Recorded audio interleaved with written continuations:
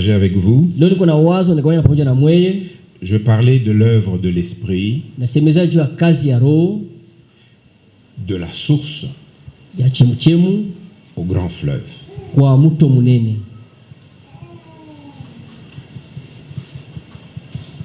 Qui peut répéter ce que je viens de dire? Pour voir si j'ai quelqu'un qui est attentif dans l'assemblée, pas les serviteurs. De quoi je vais parler? Dieu dada simama.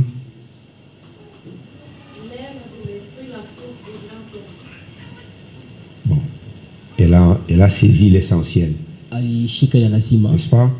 Mais est-ce qu'elle a rendu les choses telles que je les ai dites? Pas tellement. Dada alishika l'essentiel. Oui, mon frère? De la source au grand fleuve. Kutoka kuchemuchemu kwenda kumuto munene. Kutoka wapi? Kuchemuchemu kwenda paka kumuto. Alléluia. Amina. Alors leo tutasoma paka Yohane. Nous allons lire dans Jean. Dans l'évangile de Jean et l'évangile de Jean, c'est celui que aime aussi le pasteur Bertin. Parce que quand je regarde ici, ici c'est l'évangile de Jean, et ici c'est l'Apocalypse de Jean. Alléluia. Vous savez, Jean lui-même, il se qualifie en disant le disciple que le Seigneur aimait. C'est l'homme qui aimait se coucher dans le sein de Jésus. Lazare, lui, Jésus nous dit qu'il se coucha dans le sein d'Abraham. Mais Jean a choisi le meilleur sein qui soit. Le sein de Jésus. Et Jean a eu le privilège de nous transmettre un évangile. Et l'évangile de Jean nous parle de la divinité de Jésus. Que Jésus est Dieu. Alléluia. Amina. Amen, amen. Alléluia. Toi aussi tu peux vaincre. Parce que tu es avec Jésus. Tu peux vaincre le péché.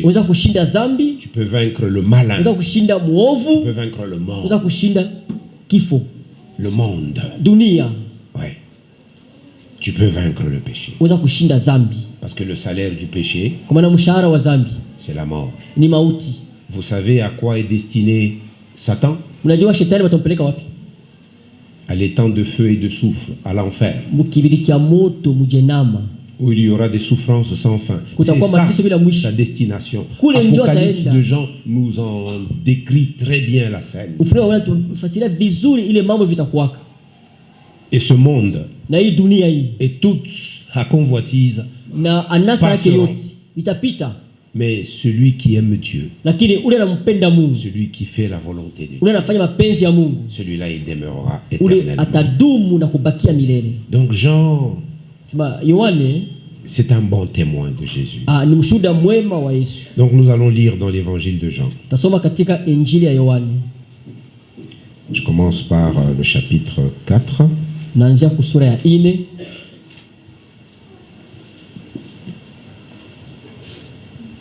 C'est le long entretien entre Jésus et la femme samaritaine.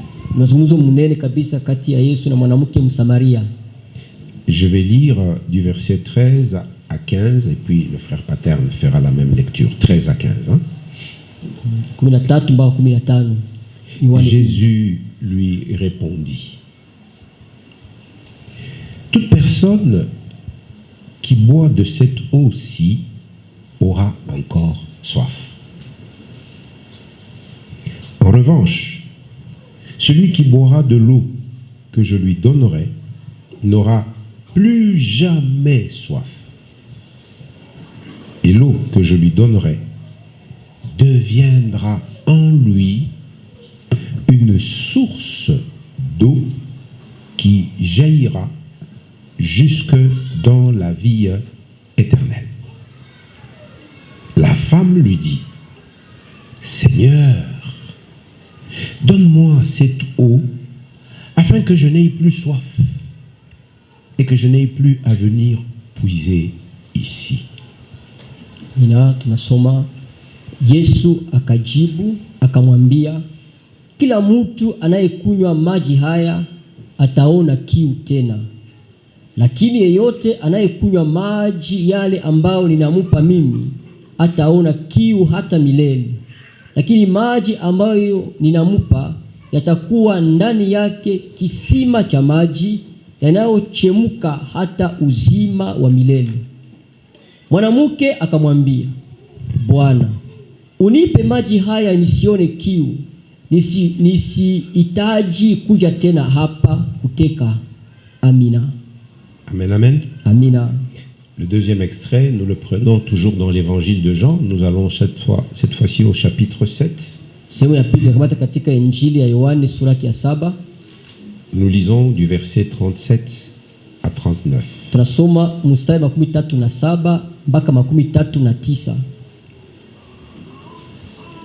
Le dernier jour, le grand jour de la fête, Jésus, debout, s'écria, « Si quelqu'un a soif, qu'il vienne à moi et qu'il boive. Celui qui croit en moi, des fleuves d'eau vive couleront de lui, comme l'a dit l'Écriture. » Il dit cela à propos de l'Esprit que devaient recevoir ceux qui croiraient en lui. En effet, l'Esprit Saint n'avait pas encore été donné parce que Jésus n'avait pas encore été élevé dans sa gloire.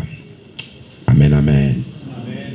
Hata siku ya mwisho, siku ile kubwa ya karamu, Yesu akasimama, akapaza sauti yake akisema, mtu akiona kiu aje kwangu anywe. Yeye anayeniamini mimi, kama maandiko yanavyosema, mito ya maji ya uzima itatoka tumboni mwake. Neno ili alisema juu ya Roho ambaye wale wenye kuamini watampokea, kwa sababu Roho Mtakatifu alikuwa hajakuja bado, kwa sababu Yesu alikuwa hajatukuzwa bado. Amina. Amen, amen. Amina. Si nous avons suivi attentivement la lecture de ces deux portions, nous comprendrons que le petit thème que j'ai tiré est pris dans les deux extraits.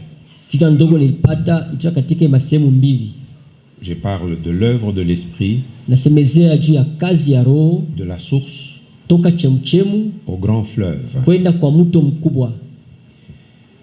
Mes bien-aimés dans le Seigneur, je l'ai dit dans mon propos introductif,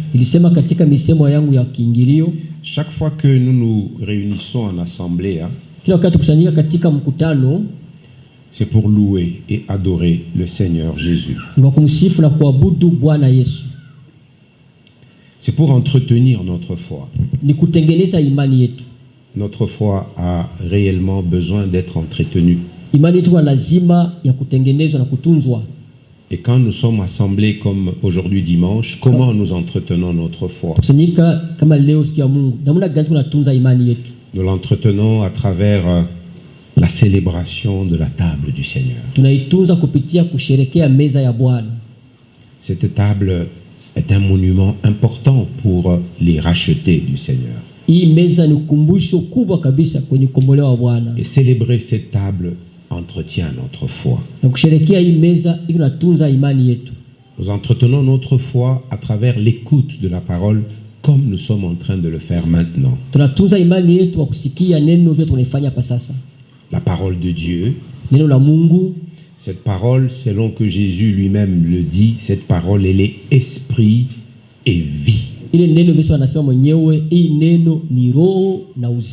Cette parole qui nourrit donc et entretient notre foi. Hii neno ambalo linalisha basi na kutunza imani yetu.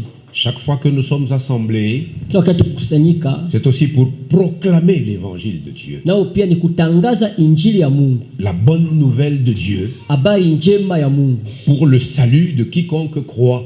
Kwa wokovu ya yote yule anaamini. Afin que ceux qui sont destinés à la vie éternelle ili wale wanapelekwa kwa uzima wa milele saisissent l'occasion de croire nafasi ile ya kuamini et de commencer une vie nouvelle. Na kuanza maisha mpya. Et la vie qui compte aux yeux de Dieu, na maisha ile Mungu anaona na lazima, c'est celle que nous vivons dans la foi en son Fils. Ile tunaishi katika imani katika mwana wake. La vie qui sera récompensée, ile uzima ile italipwa, c'est la vie que nous menons étant fondée et enracinée en Jésus. Nile maisha tunaishi penye kuwa na misingi na mizizi katika Yesu. C'est alors que tout ce que nous ferons pourra espérer recevoir une récompense. Ndio pale tunafanya bila kutumainiwa kupokea malipo. Alléluia. Amina. Ainsi nous avons cette conversation entre Jésus et la femme samaritaine. Hivi tuko na mazungumzo kati ya Yesu na mwanamke Msamaria. Et l'objectif ce n'est pas seulement le récit en lui-même. Shaba aina tu hii tu maandiko wanaandika wenyewe. Mais pourquoi on nous donne ce récit? Batupatia hii maneno juu ya nini? Et pourquoi c'est consigné par écrit? Najua ni baliandika katika maandiko. C'est que derrière le Père qui a envoyé Jésus poursuit un objectif. Nisema kumgongo ya baba alituma Yesu iko nafukuzia shaba moyo. Il y a un dessein, c'est-à-dire il y a un plan préétabli. Kuna kwa kusudi litarishwa mbele. Le Père céleste, baba wa mbinguni, a une attente. Anakuwa na kitu anangojea. Et il veut réaliser cette attente au travers de son fils Jésus. Anapenda kutimiza ile anangojea kupitia mwana wake Yesu. Quelle est cette attente? Ile kungojea ni nini? C'est vraiment un grand désir. Inakuwa ni kutaka kubwa d'amener cette femme à la vie éternelle. Ya kupeleka mwanamke katika uzima wa milele. Car Dieu a tant aimé le monde. Kwa maana Mungu alipenda sana ulimwengu qu'il a donné son fils unique. Alitoa mwana wake wa upekee afin que quiconque croit en lui ile yote ule atamwamini ne périsse point, asipotee, mais qu'il ait la vie éternelle. Lakini apate uzima wa milele. Toute scène que vous lisez dans la Bible où on vous montre Jésus, mambo yote wanasoma katika Biblia wakionesha Yesu, regardez l'aboutissement. Mwangalie kumwisho. Ceux qui sont destinés à la vie, bale banapelekwa kwa uzima, croient en lui. Banamwamini. Il y en a d'autres qui ont manqué l'occasion. Ko bengine balipusa ile wakati. Il y en a qui ne sont pas dans le livre de vie. Kuko bale abana mkitabu cha uzima. Toi et moi, nous ne le savons pas. Wena mia tuwajua. Ce livre, il est au ciel. Ile kitabu iko mbinguni. Comme toi et moi, nous ne sommes pas allés au ciel. Vile wena mia tuendaka mbinguni. Nous ne savons pas les noms de qui ils sont écrits. Atujue majina banali basha kuandika ndani. C'est lorsque nous avons cru que nous comprenons que Dieu nous a connus avant la fondation du monde. Et qu'autant que lui-même a fixé, nous avons entendu la bonne nouvelle de son Fils. Et nous avons cru. La Bible dit, la foi vient de ce que l'on entend. Et ce que l'on entend de la parole de Christ ou de la parole de Dieu, c'est la même chose. C'est cette foi-là qui sauve. Alors ici, dans cette conversation entre Jésus et la femme samaritaine, nous y voyons combien le dessein du Père Céleste et son désir d'amener cette femme à la vie éternelle était important pour Jésus.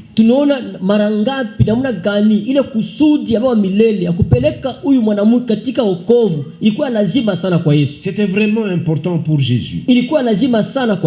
Quand on lit dans le même chapitre 4, on nous rapporte que Jésus venait de quitter la Judée, dont la capitale est Jérusalem. Et là, le chapitre 4 commence par ces paroles en disant que Jésus a appris que les pharisiens se disaient que ce Jésus qui est venu, il fait plus de disciples et en baptise plus que Jean-Baptiste. Na Yesu akapata habari kwa Wafarisayo wanasema huyu Yesu anakuja, alikuwa na wanafunzi wa mingi, wapatia mingi kupita hata Yohana Mbatizaji. Les Juifs étaient convaincus que Jean-Baptiste était un prophète venu de Dieu. Baada ya kisha kama Yohana Mbatizaji alikuwa nabii ule alitoka kwa Mungu. Mais voici qu'un autre vient. Tazama mwingine anakuja. Et il fait plus de disciples que Jean-Baptiste. Alikuwa na wanafunzi wa mingi kupita Yohana Mbatizaji. Et il en baptise plus. Na yeye anabatiza mingi. Jean précise. Yohana anasema hivi. Parce que cette lettre Jean l'écrit tardivement au soir de sa vie. Hapa Yohana andika hii muda anataka kufa kumwisho. Il dit toutefois Jésus lui-même ne baptisait pas les disciples. Anasema Yesu mwenyewe asikuwa anabatiza wanafunzi. Ce sont ses propres disciples qui baptisaient les nouveaux disciples qui venaient. Ni wanafunzi wake wenyewe walikuwa wanabatiza wale wanafunzi wa sasa walikuwa wanakuja. Et donc tout nouveau disciple Nikisema kila mwanafunzi mpya doit être baptisé. Anapaswa kubatiziwa. C'est l'ordre de Jésus. Ni agizo ya Yesu. Allez. Allez. Nendeni. Faites de toutes les nations des disciples. Fanyeni mataifa yote wanafunzi. Juste après, suit baptisez-les.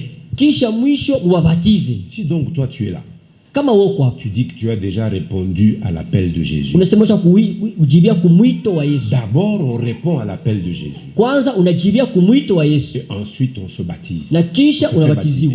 Unabatiziwa. Tous nous avons plusieurs arrière-plans religieux. Il y a des confessions religieuses dans lesquelles, dès le bas âge, dès le berceau, on nous a baptisés. Mais la Bible enseigne que d'abord on devient disciple et puis on se fait baptiser. Si tu as eu un baptême avant de devenir un disciple, bon, c'est un baptême, c'est une eau qu'on t'a mise dessus ou qu'on t'a versée, mais ce n'est pas le baptême biblique qui compte aux yeux de Jésus. Le baptême qu'ordonne Jésus, il est pour ses disciples. Il est pour ses disciples. Et on devient disciple après avoir reçu la conviction de péché.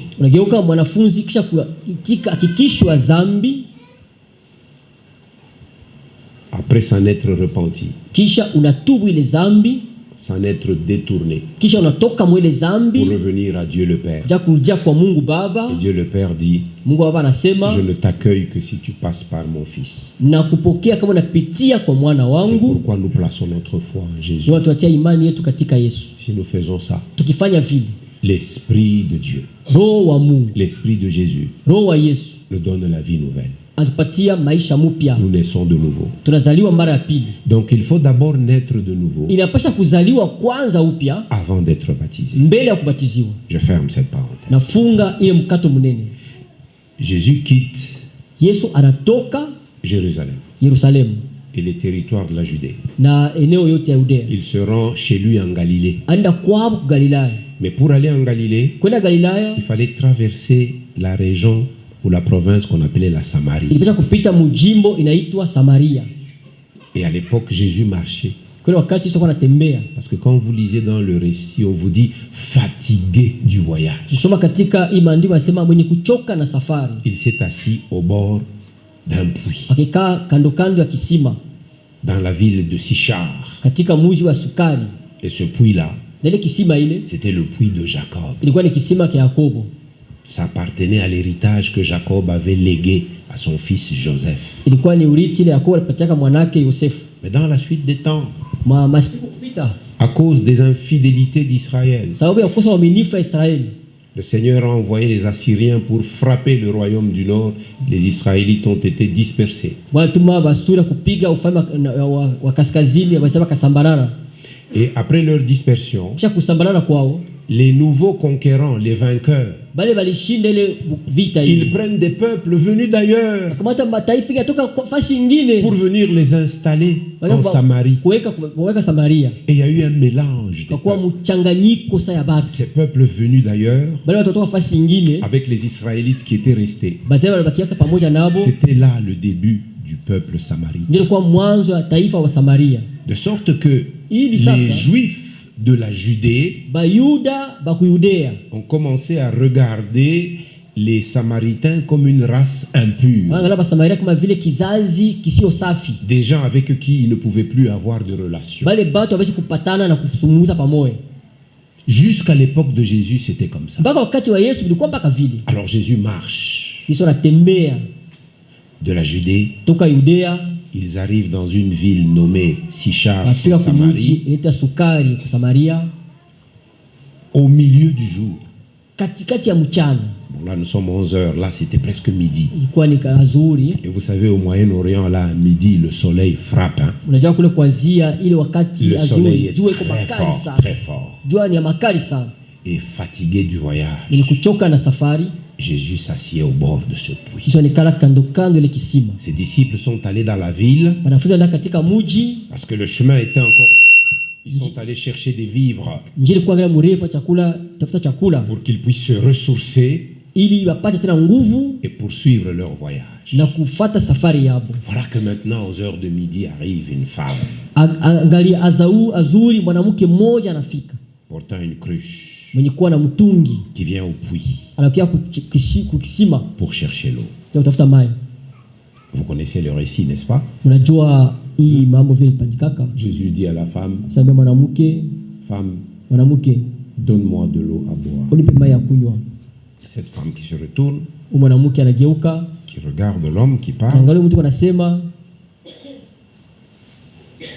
Écoutez la progression dans la manière de s'exprimer de cette femme. Elle dit, toi, qui es un juif,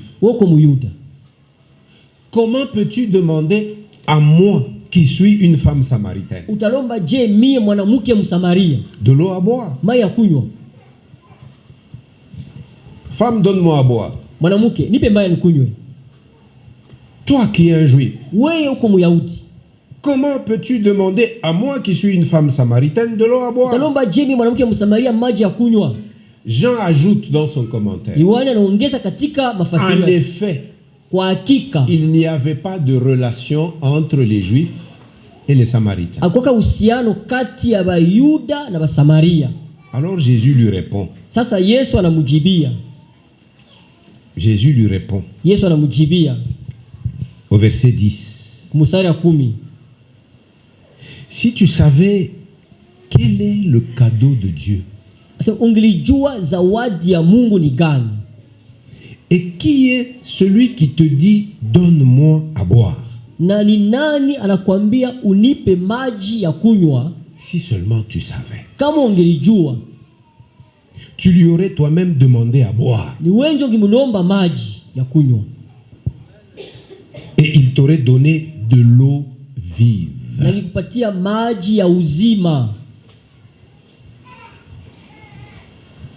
Il t'aurait donné de l'eau vive. Vous savez ce qui est important pour Jésus, et c'est pour ça qu'il est venu, c'est pour sauver les pécheurs, chercher tous ceux qui sont perdus dans ce monde qui est couvert de ténèbres à cause du péché. Souvenez-vous quand il est entré à Jéricho, il a vu un juif qui était un percepteur de taxes que tous les juifs méprisaient, parce qu'à l'époque c'était l'Empire romain qui avait autorité sur la Palestine, et les Romains avaient installé des gouverneurs partout. Du temps de Jésus, qui était gouverneur de la Judée? Qui était gouverneur en Judée du temps de Jésus? Les évangiles nous en parlent. Celui devant qui on est allé le présenter, Ponce Pilate. Hérode, il était gouverneur de la Galilée. Mais en Judée, à Jérusalem, il y avait Pilate. C'était lui le gouverneur qui représentait le pouvoir romain. Alors, à l'époque, il y avait des serviteurs, des fonctionnaires qui travaillaient pour le compte du trésor de l'Empire romain. C'est ainsi que nous avons certaines versions de la Bible, notamment Louis II, qui nous parle des publicains. Njo DR4. DR4. Hapa Mungu nakimbia hii mashiku. Anafunga manjia magari yote banaifuchika. Sasa mwe batoto ya Mungu, acha mbe nifungure hii parenthèse. Bon, j'ouvre cette parenthèse. Mwe batoto ya Mungu na mwe Mungu nakimbia DR4. Les enfants de Dieu, vous priez aussi DR4. Bon, Mungu nakimbilia nini? Vous fuyez quoi? Nikusema hamuna, c'est-à-dire hamuna un ordre. Vous n'êtes pas en ordre avec l'État. Nous ne devons pas être comme ça. Atupashe quoi chez ville? Chez tunapasha kulipa kodi. Nous devons payer ma taxe.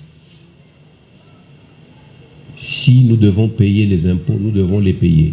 Kama ni kulipa kodi, tunapasha kuilipa. Est-ce que vous savez que c'est écrit dans la Bible? Mnajua kama iko Biblia? Est-ce que vous savez que Jésus lui-même avait payé la taxe? Yesu mwenyewe alipaka ile kodi. Vous connaissez le récit où il avait envoyé Pierre. Unakumbuka pale alizotuma Petro. Va à la mer. Wende kule kubahari. Va pêcher à la meçon. Wende kuvula samaki na ndobani. Le premier poisson que tu tireras, samaki wa kwanza utavula ouvre-lui la bouche. Umufungule kinywa. Tu prendras le starter qu'il y aura dedans. Utakamata fese kondani yake. Tu paieras la taxe et pour toi et pour moi. Utalipa pako kwako na kwako. Si Jésus a payé la taxe, kama Yesu mwenyewe alipa, pourquoi vous ne voulez pas payer la taxe? Twali moyo mpende kuilipa. Et vous fouillez comme tout le monde. Mwakimbia sawa wale watu wote. Tu sais pourquoi je m'en souviens? J'ai lu hier la nuit sur le groupe des hommes de l'église. Il y a un frère qui est toujours un peu taquin là. Frère Gabin. Tu sais ce qu'il a écrit? Ah, vous n'avez pas lu. Je te conseille d'aller lire. Moi j'ai lu. Il dit, même les serviteurs de Dieu fuient la DR4. Et puis lui-même il ajoute, il dit, au moins je sais que notre pasteur, lui, il est en ordre avec la DR4. Sasa waza ya anasema vile kama mimi sina en ordre, nitashikia furaha ou mimi nitapata haya. J'aurais honte ou la joie si je suis à l'inverse de ce qu'il a dit. Unionyeshe mbele. Itakuwa furaha ou bien ni haya? Ni haya. Sasa muwaze tu baba yenu banamupa haya. Aske ile haya ina yenu. Ça, tout est parallèle. Tu dis seulement, si notre Père est lumière, nous aussi nous devons briller. Si notre grand frère a payé la taxe, nous aussi, si on nous la demande, payons-la.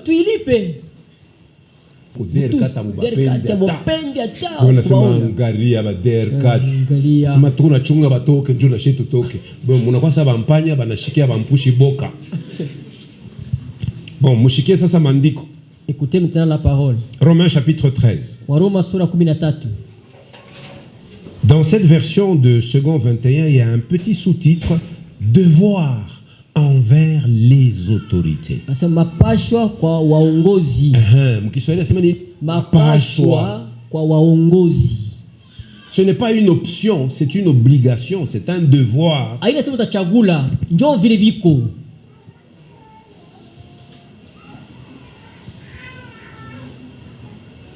Arsène, nionyeshe exemple. Beba ile album ya mapapier yangu ya motokari. Iko pale pa katikati, shona juu. Ukuye nayo. Que chacun se soumette aux autorités qui nous gouvernent. Écoutez bien la parole. Écoutez, ne suivez pas Arsène, suivez-moi. Lui, je l'ai envoyé pour faire quelque chose. Vous suivez-moi. Que chacun se soumette aux autorités qui nous gouvernent. Kila mtu ati wakuwa wenye kutuongoza. Car toute autorité vient de Dieu. Kwa maana mamlaka yote. Romains chapitre 13. Waroma sura 13. L'épître de Paul aux Romains chapitre 13. Barua Paulo kwa Waroma sura ya 13. Car toute autorité vient de Dieu. Et celles qui existent ont été établies par Dieu. C'est-à-dire, il n'y a aucune autorité qui n'ait été établie par Dieu. Même le pouvoir que Satan a, c'est Dieu qui lui a donné. Vous entendez? Même la parcelle de pouvoir que Satan a, c'est Dieu qui la lui a donné. Mais à la fin, cette parcelle de pouvoir lui sera enlevée.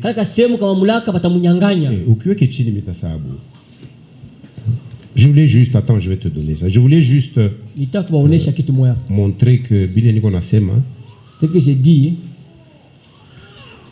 Kama der kata nanishimamisha. Papa brise yango. Ma vignette a inap. Bon, jusque là, il me respecte quand même parce que j'ai eu la grâce d'avoir la vignette des dignitaires. J'ai cette vignette là, alors quand même il a pita. Honorable, honorable, honorable. Kisha utasema bon honorable, shunacha kwa taa, mimi nasema mai. Kama niko na mai, mimi namupa mai. Mais le jour où il y aura un courageux, wakusema mais honorable, utoneshe mbele kama kuna papier. Mimi tamtoshia nini yangu? Yoi, iko mu album 2026. Pattern. Njoi 2026. 2026. Njoi. Il contrôle technique itaisha date kani? Itaisha mu septembre 2026. Nous kusema le mois prochain, mimi napasha ku renouveler i contrôle technique. Ingari en validité. Et nini? Assurance. Itaisha mu 2027. 2027. Et nini? Vignette. Ya mwaka kani? Ya 2026. Njoo mapapier ile. Simikana njoo. DRK teko naomba. Njoo te. Kama DRK tananishi. Kama mimi nabaona, mimi nakuya le. Hakuna kuogopa nteta, ni kwenda tu. Mimi nafika. Mimi nashimama na kushimama. Kisha mimi nachunga. Bo benye kama naangalia sema, huyu assurance iko nayo, iko en règle. Bana tosha nteta, mimi napita. Amen, amen. Maintenant, je vais vous montrer le fondement biblique de ça. Pourquoi je le fais? C'est pourquoi, verset 2, celui qui s'oppose à l'autorité résiste à l'ordre que Dieu a établi. Et ceux qui résistent attireront une condamnation sur eux-mêmes. Kama wanakuwekea nteta juu utaka kufanya bukalamusha, sema ubachole mipeto yako inatoboka, ushitafute kuita bantu, oh pasteur wetu ni colonel, mchunge tamitia pasteur wetu ni colonel, mutaona hapa kama mutapita mbio. Kama colonel alifika pala nauliza, est-ce que ndugu kuna mapapia? Sema bana, sema unanisha na nguvu mimi mwenye colonel. Là où il est, c'est un agent de l'ordre. Kama huko mu ordre, atakudefendre. Il faut te défendre. Je l'achiki, hein? En effet, on n'a pas à craindre les magistrats quand on fait le bien. Mais quand on fait le mal, non, on n'a pas à craindre les magistrats quand on fait le bien. Mais quand on fait le mal, on doit les craindre. Veux-tu ne pas avoir à craindre l'autorité? Fais le bien. Et ici, dans le cas de la DR4, faire le bien, c'est de payer les taxes. Kama unapenda kuya na tukutuku, unapenda kuya na kinga, uende ukashokeshe mpalata ta ya nkinga, inekalaka ako kumeri. Hapana kusema bantu bote bana nayo. Bantu bote sasa wewe, na wewe unakuwa ngiza. Njoo tulitoka kusema hapa, na wewe unakuwa ngiza kama kusa bantu bote. Bakone tu wewe peke pankankinga, sema hii ni nini? Sema mbele nenda kushonkesha mpalata yangu kumeri ya Lubumbashi. Njoo vitafanya nini? Sema njoo vile letasha kusema. Njoo vitafanya nini? Juu kama mimi nashonkesha mpalata, mimi namupa leta nguvu ya kututayarishia manjia et tout ça. Shimuona hapa tulishikia furaba na tuwekea 2 km Kaburimbo. Unaweza sema ile franga ilitoka wapi? Ni mataksi ile tunalipaka. Kama tuendelee kulipa, Kaburimbo haitaendelea. Si on continue pas à payer. Kama tuendelee kulipa, Kaburimbo shiku mwa haitengiaka inapita na hapa petu pa peine de vie. Unashiki? Njoo Mungu alipenda mshikie leo. Sangine bili mimi nitayarisha Mr. December. Ce que Dieu a voulu que vous puissiez écouter aujourd'hui, hein? Peut-être ce que j'ai prévu. Peut-être parmi vous, il y a ceux qui fouillent DH4. Fais le bien et tu auras son approbation. Fanya vizuri na utakubaliwa naye. Car le magistrat est serviteur de Dieu pour ton bien. Kwa kuwa mwamuzi ni mtumishi wa Mungu juu ya wema wake. Vous entendez? L'agent de DR4 c'est un serviteur de Dieu. Mfanyakazi wa DR4 ni mtumishi wa Mungu. Vous entendez? Unasikia? L'agent DR4 est un serviteur de Dieu. Mtumishi wa Mungu. Mais si tu fais le mal, lakini kama ukifanya ubaya, sois dans la crainte. Kuwa katika oga. En effet, ce n'est pas pour rien qu'il porte l'épée, puisqu'il est serviteur de Dieu pour manifester sa colère en punissant celui qui fait le mal. Kwa sababu upanga wake ni utayari kwa kuapiza yeyote anayefanya mabaya. Il est donc nécessaire de se soumettre aux autorités. Washarti inapasha kutii wenye mamlaka. Non seulement à cause de cette colère, si kwa kasirani hiyo tu, mais encore par motif de conscience. Nous devons avoir la conscience de notre identité. Et là où on a mis des principes et des règles qui s'appliquent à tout le monde, que nous soyons les premiers à les respecter et à les observer. Lakini kwa sababu ya zamiri vile vile, pale wanatia makanuni tupasha kwa kwanza kuzitii. Verset 6. Mstari wa 6. C'est aussi pour cela que vous payez des impôts. Ni kwa sababu hii tena mnalipa kodi. Vous entendez? C'est aussi pour cela. Je suis en train de lire dans la Bible. Je ne sais pas si quelqu'un me suit. Nous sommes Biblia. Hein? Ni vile? Ni peke nasema ou bien ni Biblia? Est-ce que je vante ou bien c'est la Bible qui parle? C'est aussi pour cela que vous payez des impôts. Car les magistrats sont serviteurs de Dieu. Magistrat ni mtumishi wa Mungu, qui s'applique entièrement à cette fonction. Rendez à chacun ce qui lui est dû. L'impôt à qui vous devez l'impôt. La taxe à qui vous devez la taxe. Le respect à qui vous devez le respect. L'honneur à qui vous devez l'honneur. Donc, on va pas te raconter là où les gens insultent les autres. On fait manifestation au chef de quartier. Là, on fait une manifestation pour humilier le chef de quartier. Toi, non. Attends, chef de quartier. Même le chef de quartier. Nous devons les respecter. Chaque fois que nous allons, n'est-ce pas, Moussa Emeka, quand nous allons dans un terrain nouveau, nous étions allés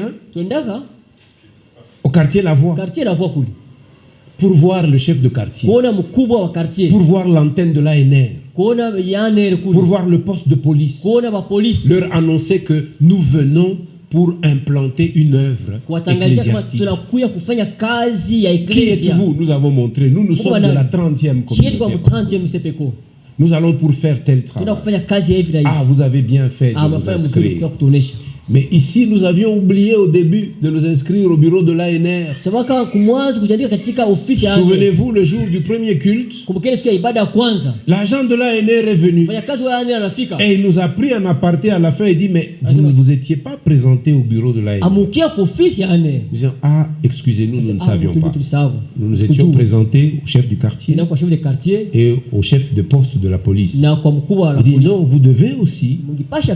Chaque fois qu'il y a un nouvel attroupement dans un quartier, nous, l'Agence nationale des renseignements, nous devons savoir c'est qui et c'est pourquoi. Et nous avons corrigé cette façon de faire. Quand nous sommes allés au quartier Mukuba à Pain de Vie, nous sommes allés au quartier, là nous sommes passés dans tous les bureaux et nous avons laissé nos lettres, n'est-ce pas? C'est ce que nous avons fait. Parce que nous devons l'honneur à tout celui qui a droit à l'honneur. Nous devons respecter celui qui doit être respecté.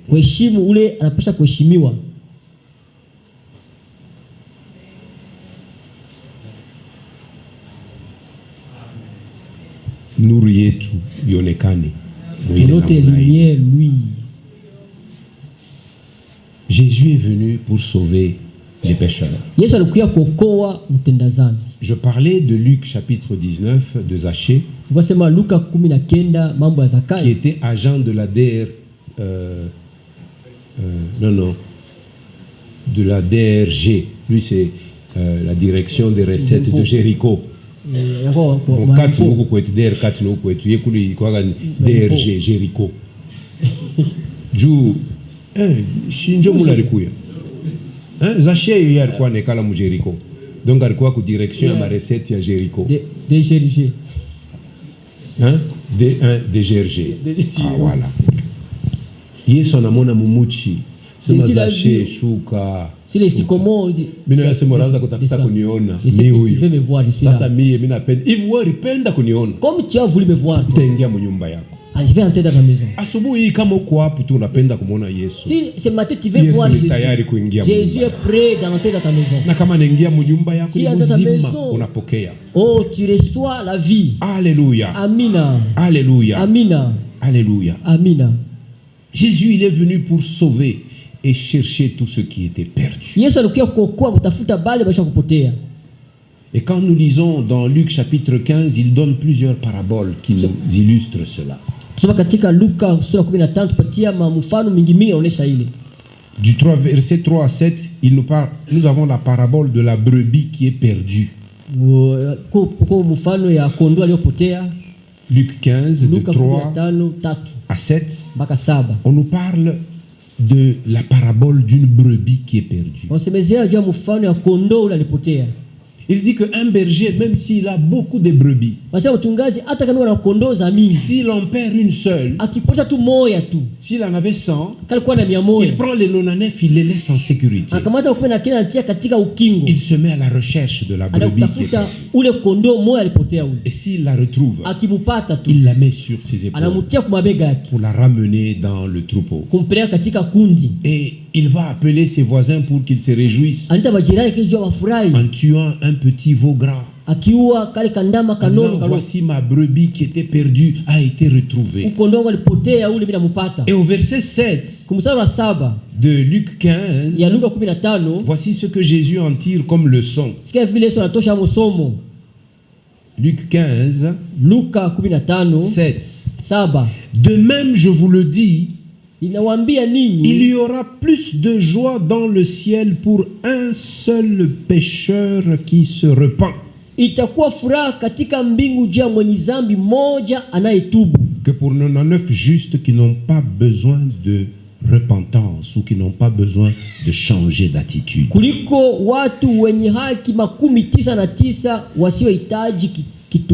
Jésus enchaîne avec une deuxième parabole, celle d'une pièce perdue. Louis II 1910 parle de la drachme qui était perdue. Là aussi c'est la même chose. Oui, au verset 10, il dit de cette femme qui se mettait à chercher sa pièce. Quand il la retrouve, elle est remplie de joie. Au verset 10, Jésus conclut, de même, je vous le dis, il y a de la joie parmi les anges de Dieu pour un seul pécheur qui se repent. Et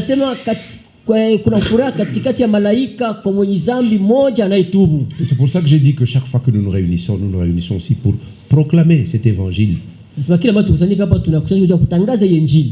de Dieu pour le salut de celui qui peut croire en entendant ces paroles. Et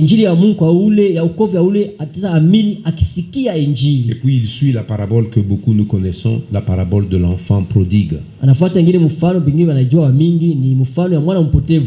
qui est toujours dans Luc chapitre 15. C'est la partie la plus longue qui va du verset 11 au verset 31.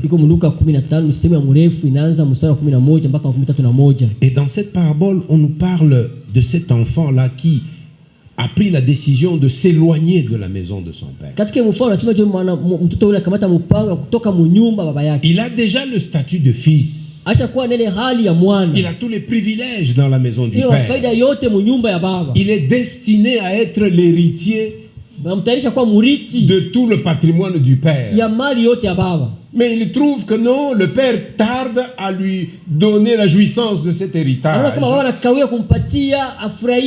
au père, il dit, donne-moi ma part de l'héritage, je vais partir. Loin du père, il n'y a jamais rien de bon. Si nous nous éloignons de Jésus, tukienda mbali na Yesu, nous nous faisons souffrir nous-mêmes. tunajiteswa sisi wenyewe. Il n'y a rien de bon loin de la maison du Père. Hakuna kitu kizuri mbali ya nyumba ya Baba. Alors là où il est parti, il a commencé à souffrir. Sasa kule aliendaka kaanza kuteswa. Et puis le verset 17 nous dit ceci. Kisha mstari 17 anatuambia hivi. Étant rentré en lui-même, wakati alipopata kujitambua, il se mit à réfléchir et se dit, au akaanza kufikiri na akasema mwenyewe, combien d'ouvriers chez mon père ont du pain en abondance et moi ici je meurs de faim. Wangapi watumishi wa baba yangu wanakuwa na mkate nyingi kwa utele, lakini mimi nateswa hapa. Et là il prend une décision. Na pale akakamata mpango. Je vais retourner vers mon père et je lui dirai, nitarudia kwa baba yangu na nitamwambia, Père, j'ai péché contre le ciel et contre toi. Baba, nimefanya dhambi juu ya mbingu na mbele yako. Je ne suis plus digne d'être appelé ton fils. Sistahili tena kuitwa mwana wako. Traite-moi comme l'un de tes ouvriers. Unifanye kama moja wa wafanyakazi wako. Et après s'être dit ces choses, kisha kujiambia hii maneno hii, il se leva et alla vers son père. Akaondoka akakwenda kwa baba yake. Toi aussi peut-être tu as pris pour une raison ou pour une autre la décision de t'éloigner de Jésus. De t'éloigner de la communion fraternelle. De t'éloigner de ton église locale. Mais le Père est toujours disposé, les bras grands ouverts, pour accueillir tout celui qui revient. Donc avant de pouvoir venir à Dieu, l'homme perdu ou l'homme pécheur doit réaliser qu'il se trouve dans un état de véritable esclave envers le péché. Le péché rend les hommes esclaves.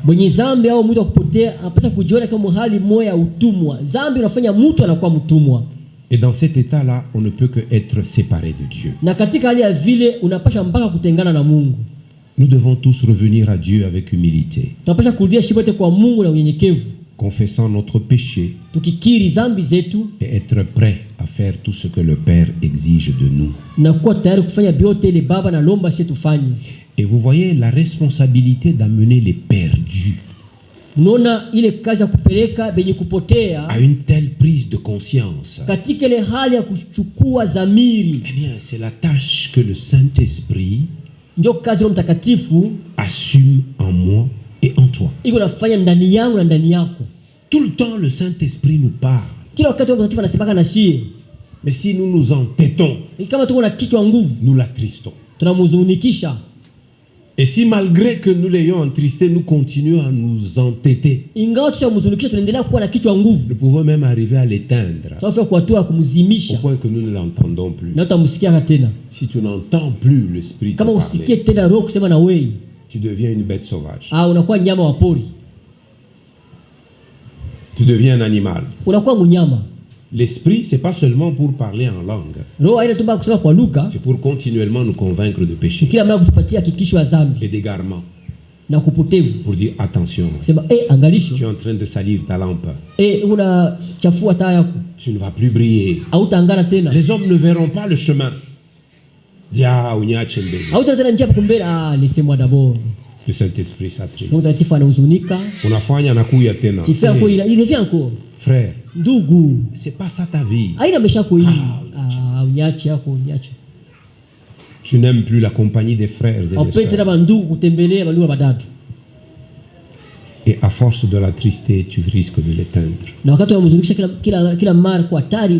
Mais toi et moi, nous venons parce que nous voulons entretenir la flamme du Saint-Esprit.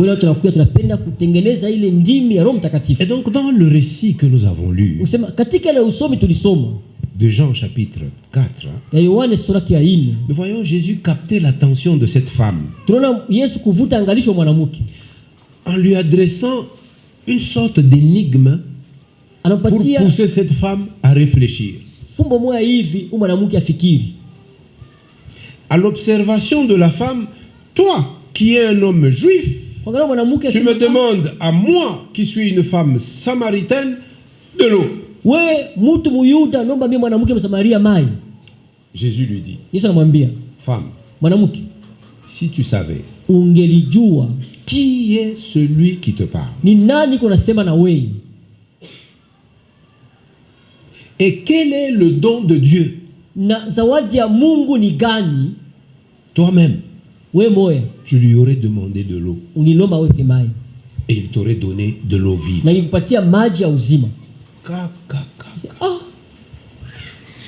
Ça a chamboulé la perception de la vie de cette femme.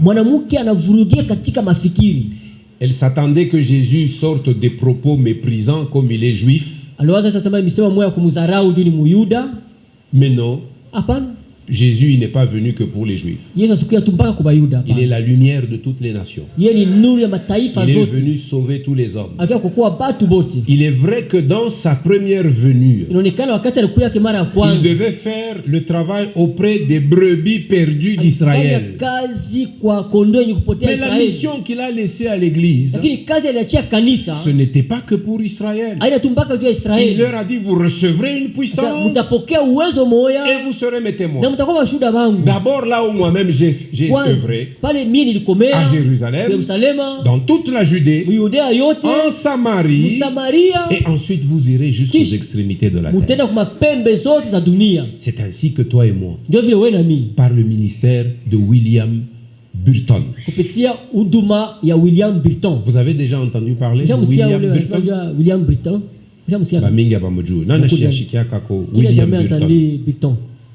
Nani ashikiaka William Burton ni nani? Qui n'a jamais entendu? Nani ashikiaka? Qui a déjà entendu parler de lui? OK.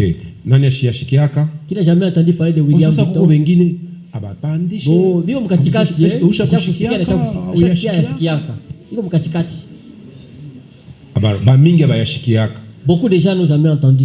William Burton, c'est l'un des premiers missionnaires qui sont venus pour établir notre communauté. Il est d'origine anglaise.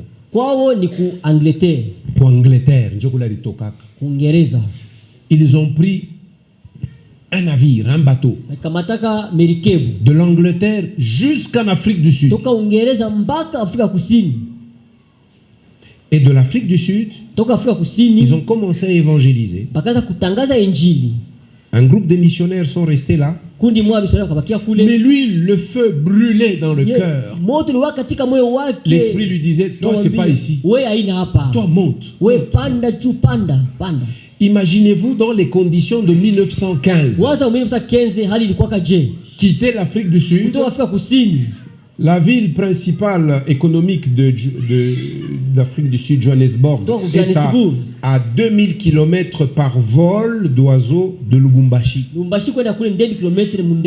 Donc ils ont fait par route 2000 km de l'Afrique du Sud. Et puis même plus loin, du Cap. Le Cap est à 2000 km de Johannesburg. Donc ils ont fait 4000 km pour arriver au Katanga. Ils arrivent ici à Elisabethville. Ils disent non. L'esprit dit, moi c'est pas ici. C'est pas ici. Ils sont allés. Ils sont allés. Jusque dans le Haut-Lomami. Dans le territoire de Malemba. À Mwanza. Là-bas. Sur des petits rochers. L'esprit lui dit, c'est ici. C'est ici. Là a commencé Semu. Kama nashika sema tuko ba Semu. Ni Mwanglais. C'est ni Congo. C'est Congo. E évangélistique. M mission. Mission ya kiinjili mu Congo. Njo njina Burton alilitaka ku mission ya kutuletea sheye injili ya wokovu mkumwamini Yesu Kristo. C'est ça la mission que Burton nous a amené, l'évangile, pour que nous puissions croire en Jésus-Christ. C'est là que ça a commencé. Yote ili kupitia nini? Tout ça. Nguvu na uwezo wa Roho Mtakatifu. La puissance et la force de tout. Burton, il y a un nouveau document que les Anglais ont sorti. Bilton est sorti d'une famille bourgeoise. Une famille nantie. Lui-même, il était instruit. Il était électricien de métier. C'est ce qui l'a aidé à faire beaucoup de choses. Ce mois ici d'août, notre représentant légal a fait une mission dans le territoire de Malemba. Il a été jusqu'à Mwanza. Il était dans le temple que Bilton avait construit dans les années 1920-30 par là, avec la mission de réhabiliter cette maison-là comme notre monument pour le souvenir des missionnaires qui ont donné de leur vie pour que cet évangile arrive aussi chez nous. Et donc dans la suite des temps, Pasteur Bertin, quand viendront les appels, nous ferons participer tous nos fidèles parce que nous sommes dans l'onction que l'Esprit nous avait amené par un homme et ses compagnons. Vous savez, Bilton a perdu sa femme ici au Congo. Il a perdu son unique fils, mort de malaria ici au Congo. Il est parti d'ici juste avec une petite valisette. Vieux, il est allé se baser en Afrique du Sud. Et c'est là qu'il est mort. On l'a enterré à Johannesburg. Quand tu vois, c'est une tombe quelconque. Mais c'est un grand général de Jésus. Ce jour-là, quand il verra les multitudes qui sont nées de l'œuvre que lui il a commencé. Est-ce que vous vous imaginez l'éclat de la couronne de Bilton? Parce que nous sommes le fruit de son ministère. Alors pourquoi je parle de la source au grand fleuve? C'est pour que cette vie que tu as reçue, elle ne reste pas enfermée en toi. Qui connaissent la géographie du Congo?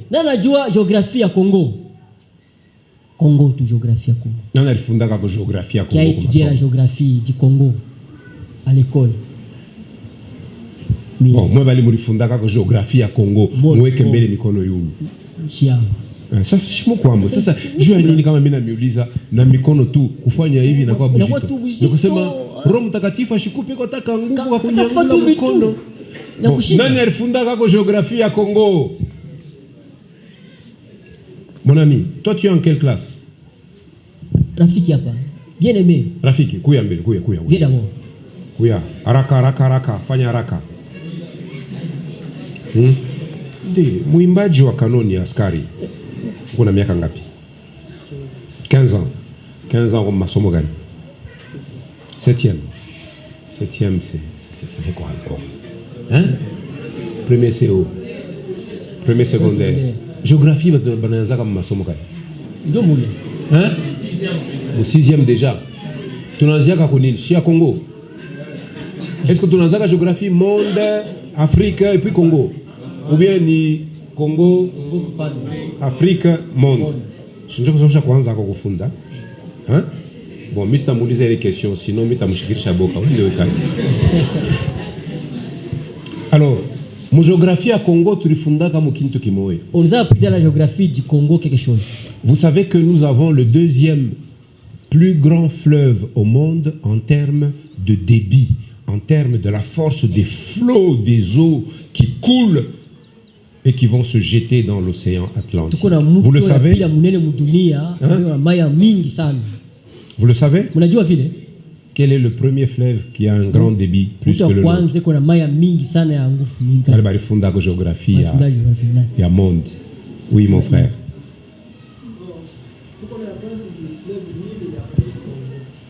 Hapana, Monde. Nili na yo iko ni fleuve ya munene lakini chez tuko ba 2e. Sasa premier ola natupita ni nani? Oui. Fleuve Amazon. Fleuve Amazon. Iko kumigini kani kule? Ngapo. Fasi gani? Ko continent kani Amazon. Bara gani? Hein? iko kontina gani?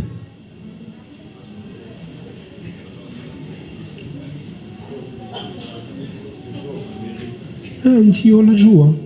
Jibu yako iko sawa. Kwa Amerika Latine. Ngambo ya Brésil, hein? Voilà. Alors, nani anajua kule fleuve Congo inaanzia? Qui connaît la source du fleuve Congo?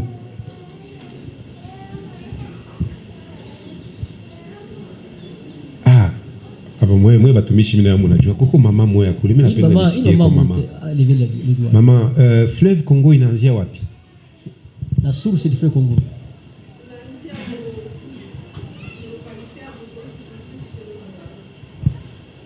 Localité Moussofi, dans les régions du Katanga. Bon, c'est vaste, hein? Bon, Ukuko Katanga, c'est une ville, mais au territoire Kani.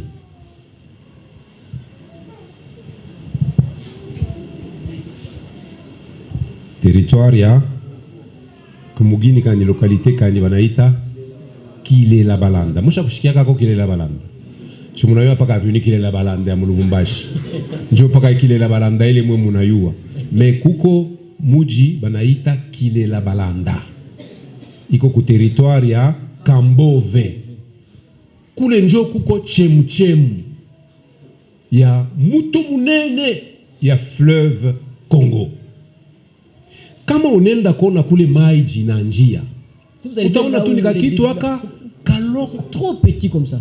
Mais wende uikale pa Kinshasa, kisha wangarie Brazzaville ile ngambo ingine, wangarie ule muto na mune kona shuka, kompare kule inaanzia na kule inaishia, utaona ya kusema kumbe kitu inaweza inaanza kidogo, lakini kama Mungu anaweka hapo mkono, kile kitu kinaanza kwenda kufanya nini?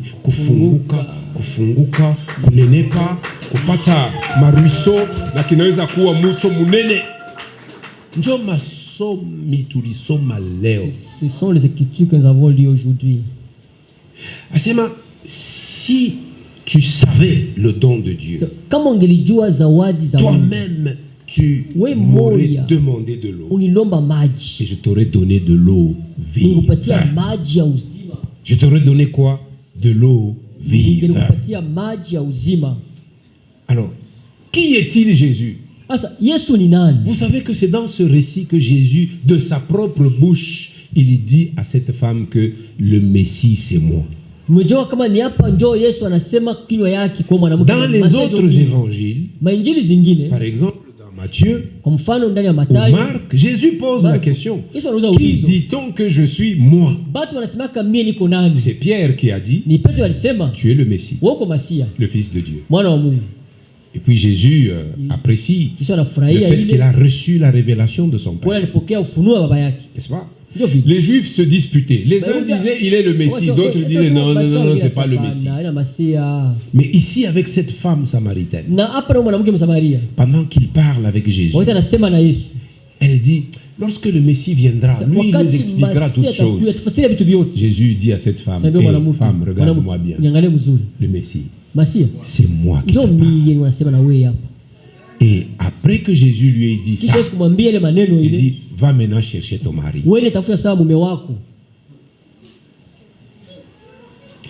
Alors la femme dit: non, je n'ai pas de mari. Il dit: au moins là tu dis vrai.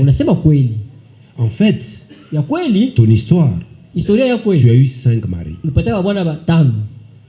Et maintenant, là où tu es, celui que tu as là, l'homme que tu as, ce n'est pas ton mari.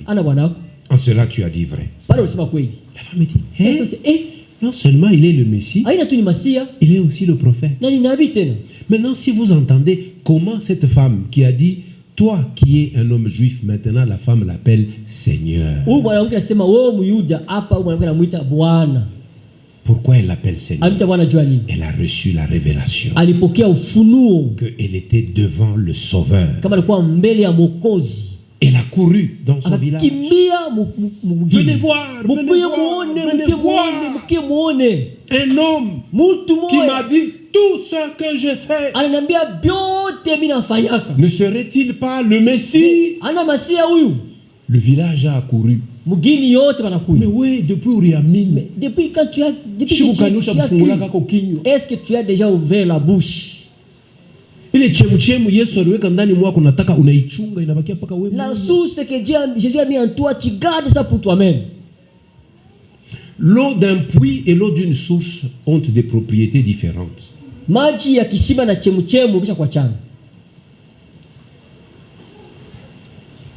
L'eau de source, maji ya chemuchemu, quand elle sort, ikitoka, elle peut rafraîchir tous les environs du puits. Inaweza kumimina kando kando de l'abouchement ya ile fasi kwa tokelea, mais cette eau va se répandre. Ile maji itamwangika. Elle peut aller plus loin pour apporter la vie qu'il a avec elle. Uzima ambayo inakuwa nayo. C'est pourquoi Jésus, le dernier jour de la fête des tabernacles, siku ya mwisho ya karamu ya vibanda, il se tient debout, il crie que celui qui a soif, qu'il vienne à moi et qu'il boive. Car celui qui croira en moi, des fleuves d'eau vive couleront de son sein. Jésus veut que la vie qu'il nous a donnée, que cette vie déborde, que cette vie aille loin, et que d'autres par notre témoignage viennent à Jésus. Ça sera ça ta couronne. C'est bien quand nous faisons des ouvrages comme ça. Mais ces ouvrages, nous les faisons pourquoi? C'est pour y accueillir des âmes. C'est pour y accueillir des âmes en plus grand nombre. Nous espérons que Dieu va nous faire grâce pour que l'année prochaine, que l'église puisse aller dans la salle là-bas. Que Dieu nous fasse grâce pour qu'il en soit ainsi. Mais quand il y aura de la place, il faudra que toi aussi tu ailles crier comme cette femme samaritaine. Venez voir, il y a quelqu'un à peine de vie. Ni peine de vie. Lui-même il est le peine de vie. Et aujourd'hui il veut te dire qu'il est aussi source de vie. Amen, amen. Amina. Il te donne la vie et il t'entretient avec le pain dans cette vie. Alléluia. Amina. Amen, amen. Alléluia. Et donc aujourd'hui, mon message, c'est que tu ne restes pas seul. Le monde et toute sa convoitise ne peuvent en aucune façon satisfaire les besoins profonds du cœur de l'homme. C'est à Jésus seul qu'il faut aller pour être désaltéré. Car Jésus seul peut vraiment satisfaire les besoins du cœur. Le cœur qui est oppressé sous le poids de ses péchés et qui ne trouve dans ce monde rien qui lui donne le bonheur. Et il n'y a rien qui peut soulager un cœur affligé de péché dans ce monde. Les hommes se livrent à des plaisirs de toutes sortes, mais ces plaisirs sont des plaisirs de courte durée. C'est comme ça que vous voyez des gens qui ont accumulé beaucoup de biens matériels, beaucoup d'argent, ils finissent par se suicider. Pourquoi? C'est pour dire que ces choses ne procurent pas le vrai bonheur. Toi tu t'étonnes et dis, avec tout ce qu'il a, il se tue. Parce qu'il n'a pas ce que toi tu as. Toi tu as la vraie vie. Tu as avec toi la vraie source du bonheur. Tu as avec toi la vraie source de la paix. Tu as avec toi la vraie source de l'espérance. Amen, amen. Le bonheur que Jésus apporte, eh bien que ce bonheur que Jésus apporte à l'homme, il ne prend pas source dans le désert de ce monde. Mais ce bonheur prend sa source dans le véritable rocher, qui est Jésus, qui désaltérait toute âme altérée anakata kiu ya kila nafsi yote. Jésus est ce rocher que les Israélites ont frappé au désert et duquel l'eau était sortie pour être abreuvée. Katika jangwa na maji kutoka ndani ya kukata Les kiu gens yao. étaient sur le point de mourir de soif, mais ils ont repris vie. Bado walikuwa na hali ya kutaka kufa ya kukosa maji, lakini wakapata uzima kupitia Nous maji. donc aussi aujourd'hui, Na shie basi leo c'est au milieu du désert de ce monde ni katikati ya jangwa hii dunia qu'on est appelé à venir à Jésus et à boire. tunaitwa kuja kwa Yesu na kunywa. Il est le seul moyen pour être heureux Namuna moja kwa wenye heri et trouver de la satisfaction ici-bas et pour l'éternité. na kutosheka hapa chini na kwa milele.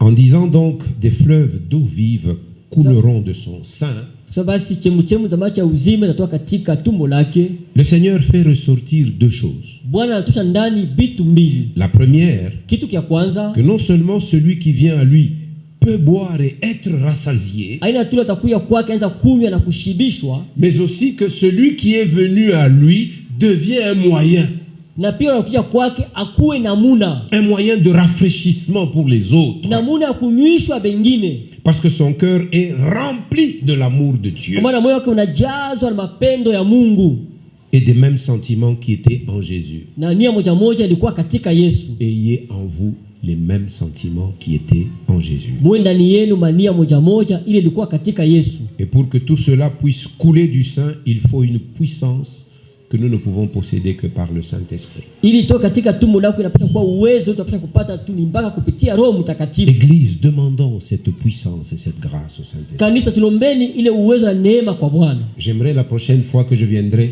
que le pasteur Bertin me dise, Père, atuna tena nafasi ya kuweka baminifu. S'il le faut, tutaanza kuorganize makulte mbili. Kama ni possible tufanye maibada mbili. En attendant que tumalize kazi ile tuko nafanya kule. Ngoja kumaliza ile kazi tukifanya. Acha nimeoneshe. Je vais vous montrer ceci. Sijue kama mitaionaka au kama sitaionaka. Je verrai ça ou pas. La vision pour cette église, ce n'est pas le bâtiment qui est derrière. C'est ici. Un grand temple. Un grand temple ici, pour accueillir la multitude des hommes et des femmes que le Seigneur va appeler de toutes parts. Si je peux voir, gloire à Dieu. Mais si je ne vois pas, n'éteignez pas cette vision. Pasteur Bertin, que cette vision ne s'éteigne. Le Seigneur a un grand peuple par ici. Et à partir d'ici, un rayonnement nouveau prendra aussi. Amen, amen. Alors n'arrêtons pas ce que Dieu a déjà fait pour nous. Soyons aussi une source de bénédiction pour les autres. Amen, amen. Alléluia. Et Jésus, ce jour-là, quand il criait comme ça, l'Esprit n'était pas encore venu sur la terre en personne. Ce qui ne pouvait arriver qu'après la suite de la mort et de la résurrection et du retour de Jésus auprès du Père, et à la Pentecôte, il nous a envoyé le Saint-Esprit. Si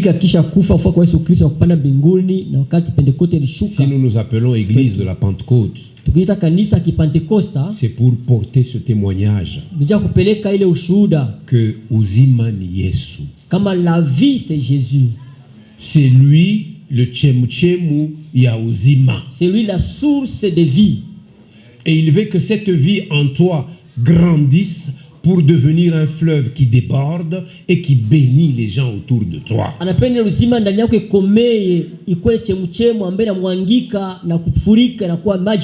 Il vaut donc la peine d'aller à Jésus et de boire et de croire en lui pour jouir d'un bonheur spirituel, un bonheur interne, un bonheur céleste et un bonheur éternel. Alléluia. Et devenir un moyen de bénédiction pour les autres. Et cela au milieu d'un monde qui n'offre aucune jouissance à l'âme humaine. Et ce monde s'avance chaque jour qui passe vers son jugement. Et nous aussi, nous avançons du moment où Jésus vient nous chercher. Mais dans cette attente, Église Pain de Vie, soyons des fleuves qui débordent. Et je prie que l'Esprit accomplisse cela dans vos cœurs au nom de Jésus. Amen. Amen.